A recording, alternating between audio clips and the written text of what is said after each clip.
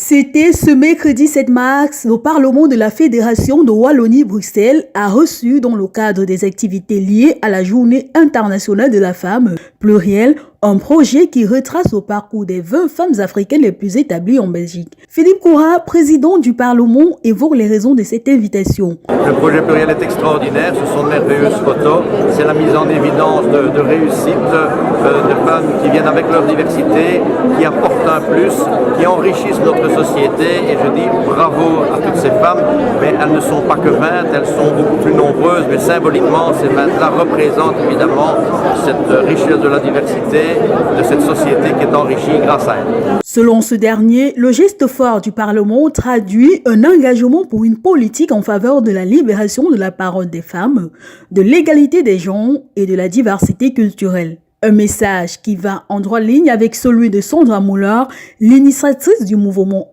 #Balance ton port, mais avec cependant un peu plus de précision. Il faut vraiment qu'on soit ensemble contre c'est un problème de société, le harcèlement sexuel, la violence sexuelle, les viols, ça concerne vraiment tout le monde.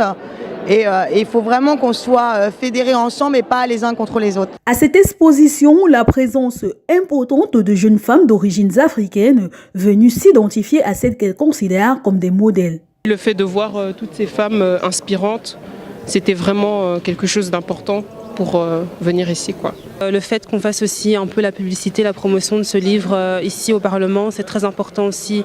Et pour nous qui sommes nés ici, mais qui sommes d'origine africaine, d'être en contact avec notre pays et de voir aussi d'autres images de la femme africaine que celles qu'on voit classiquement qui sont négatives. Donc ça, c'est très important aussi.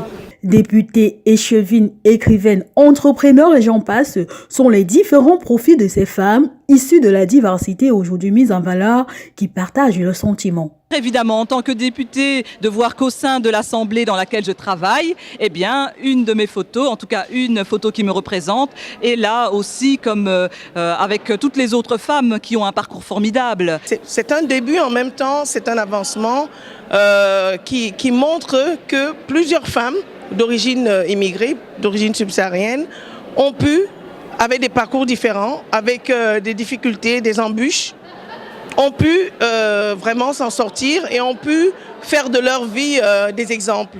Je pense qu'on peut faire plein de choses au niveau institutionnel, etc. Mais finalement, toutes ces femmes qui ont réussi dans des domaines très très différents, mais ce sont des femmes qui ont des témoignages à poser, des témoignages très personnels et qui, j'espère, peuvent toucher des jeunes filles aussi. Et donc, c'est important aussi de donner de la chair finalement à des personnages que peut-être on estime un petit peu éloignés. Pluriel, ce projet qui mêle portraits littéraires et photographiques est une initiative de Marie-Pierre Nyatani Biyira, une experte engagée dans la lutte pour les droits de la femme, notamment ceux des migrantes. La volonté de présenter un outil de déconstruction des préjugés et de lutte contre les stéréotypes qui prévalent à l'encontre des femmes subsahariennes.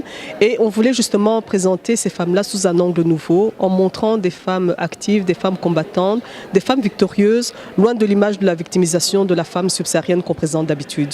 Ce vernissage est venu clôturer le colloque sur l'égalité des genres tenu au Parlement, dont l'intitulé du thème était, je cite, « Égalité femmes-hommes » ou en étant fin de citation.